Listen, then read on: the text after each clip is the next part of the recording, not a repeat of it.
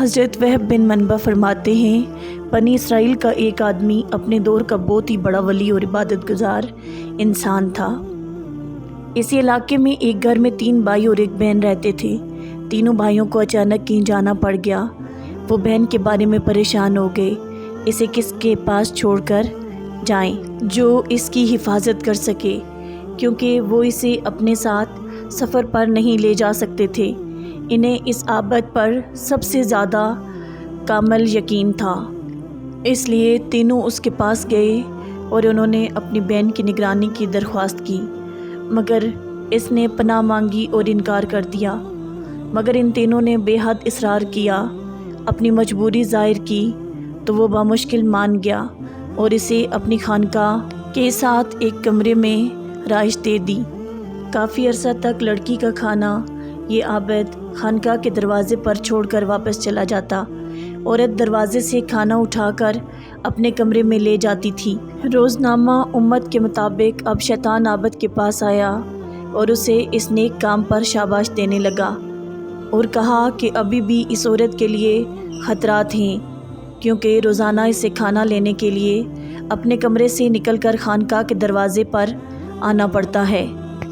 اس دوران اس پر دوسرے لوگوں کی نظریں پڑ سکتی ہیں اور کوئی اسے تکلیف اور اذیت بھی پہنچا سکتا ہے، یا پھر کوئی اس سے زیادہ بھی کر سکتا ہے۔ لہٰذا اگر تم تھوڑی سی تکلیف کر کے یہ کھانا اس کے دروازے پر پہنچایا کرو تو تمہیں بہت ہی زیادہ ثواب اور اجر حاصل ہوگا۔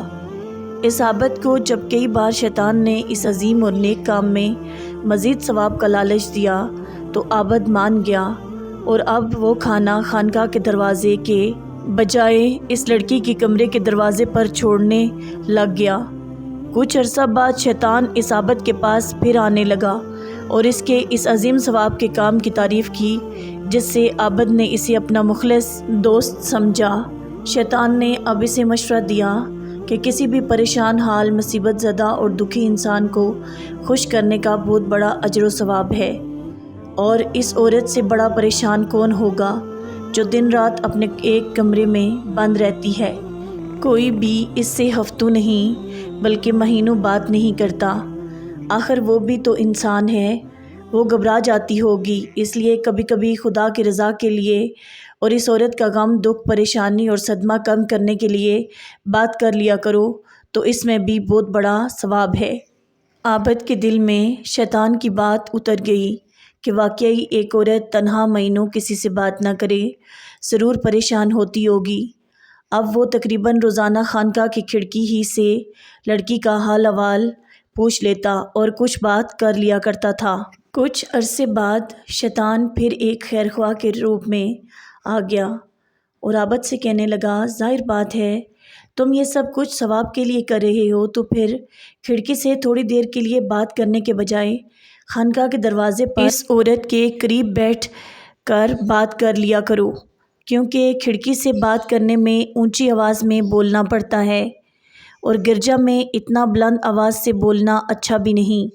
عابد کو یہ دینی مسئلہ بھی سمجھ آ گیا۔ اب اس عورت سے اپنے گرجا کے دروازے پر کچھ دیر کے لیے باتیں کر لیا کرتا تھا۔ پھر کچھ ہی دنوں بعد شیطان اپنے شیطانی مشن کی تکمیل کے لیے عابد سے کہنے لگا کہ اس عورت کو گرجا تک آنے اور جانے میں بھی تکلیف ہوتی ہوگی، اور ویسے بھی اسے دوسرے غیر متعلقہ لوگوں کی نظر اس پر پڑتی ہوگی۔ یہ شرعی اعتبار سے غلط ہے۔ عورت کو گھر سے باہر نہیں نکلنا چاہیے، اس لیے اس کے کمرے کے دروازے پر بات کرنا زیادہ بہتر ہوگا۔ اس میں بے پردگی کے خطرات بھی کم ہو جائیں گے۔ چونکہ یہ بات بھی دینی جذبے کی حامل تھی، لہٰذا عابد نے بلا چوں و چرا شیطان کے اس مشورے پر عمل شروع کر دیا۔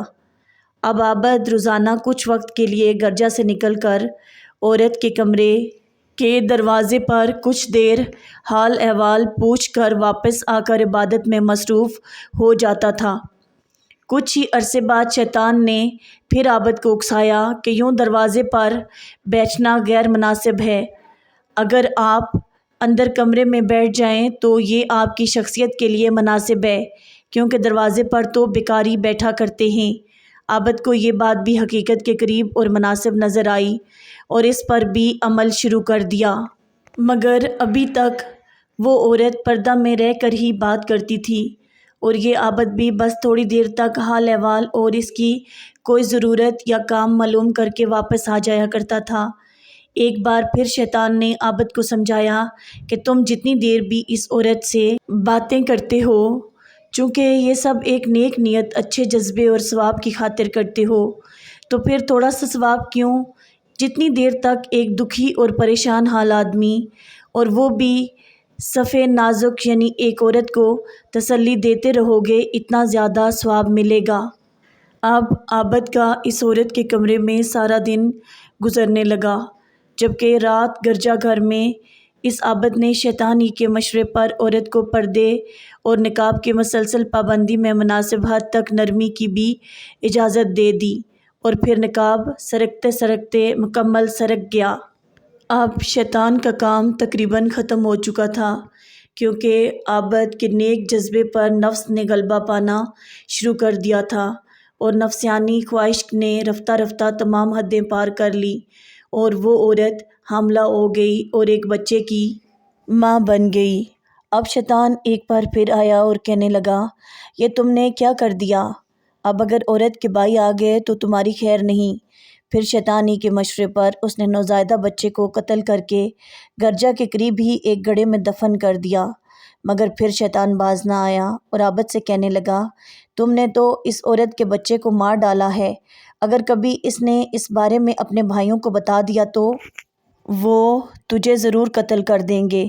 اب تمہاری جان صرف اسی صورت بچ سکتی ہے کہ تم اس عورت کو بھی مار کر دفن کر دو اور اس کے بھائیوں سے کہہ دینا وہ خدا کی مرضی اور حکم سے فوت ہو گئی ہے۔ کسی کو کیا پتہ چلے گا کہ کون انہیں اس بارے میں بتائے گا، کیونکہ اس کی کسی کو خبر نہیں۔ شیطان کی بات سن کر عابد گھبرا گیا کہ واقعی عورت کبھی بھی اس کا راز فاش کر سکتی ہے، کیوں نہ بانس ہی کو ختم کر دیا جائے، تاکہ نہ رہے گا بانس نہ بجے گی بانسری۔ اور پھر عابد نے اس عورت کو بھی قتل کر کے اس بچے کے گھڑے میں ہی اسی کے ساتھ دفن کر کے اوپر پتھر رکھ دیے اور معمولات زندگی میں مصروف ہو گیا۔ کچھ عرصے بعد اس عورت کے بھائی واپس آ گئے اور وہ اس عابد کے پاس اپنی بہن لینے گئے تو عابد نے روتے ہوئے انتہائی غمزدہ ہو کر بتایا کہ وہ عورت بڑی نیک اور صالح اور دیندار اور عبادت گزار تھی، مگر بیماری کی وجہ سے وہ فوت ہو گئی، یہ اس کی قبر ہے۔ بھائیوں نے قبر دیکھی اور کچھ دیر ٹھہرے اور عابد سے رخصت ہو کر اپنے گھر چلے گئے۔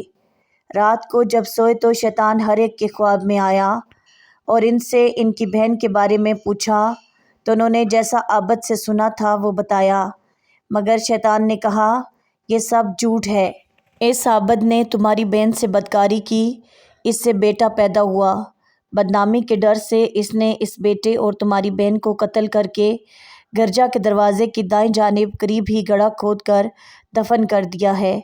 تمہیں اگر یقین نہ آئے تو جا کر دیکھ لو۔ جب صبح تینوں بھائی اٹھے اور اپنا اپنا خواب سنانے لگے تو تینوں بھائی یہ دیکھ کر حیران ہو گئے کہ ان کا خواب بالکل ایک جیسا ہے۔ بڑا بھائی بولا، یہ سب شیطانی خیالات ہیں، چھوڑو یہ سب فضول ہے، مگر چھوٹا بھائی بولا، نہیں میں تو ضرور تحقیق کروں گا۔ اور پھر تینوں نے جب خواب میں بتائی گئی جگہ کھودی تو وہاں دونوں ماں بیٹے کی لاش سر تن سے جدا موجود تھی، اور پھر عابد کو بھی اپنے گناہوں کا اقرار کرنا پڑا اور اس جرم پر لوگوں نے اسے سولی پر لٹکانے کا فیصلہ کر لیا۔ جب اس عابد کو سولی پر لٹکایا جانے لگا تو شیطان ایک بار پھر اس کے پاس آیا اور اس سے پوچھنے لگا کہ کیا تم مجھے جانتے ہو؟ تو عابد نے نفی میں جواب دیا۔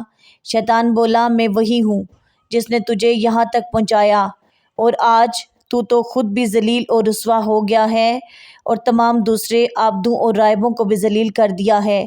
کوئی بھی اب ان پر اعتبار نہیں کرے گا، مگر میرے پاس ایک نسخہ ہے، اگر تم میری بات مان لے تو میں ان آنکھوں میں دھول جھونک کر تجھے بچا سکتا ہوں۔ پوچھا، ضرور ضرور، میں تیری بات مانتا ہوں، بس مجھے بچا لو، میں کیا کام کروں؟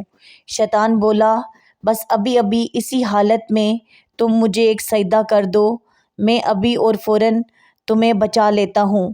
اور پھر عابد شیطان کو سجدہ کر کے مذہب سے خارج اور کافر ہو گیا۔ شیطان یہ دیکھتے ہی بھاگ نکلا اور کہنے لگا مجھے خدا تعالیٰ سے ڈر لگتا ہے۔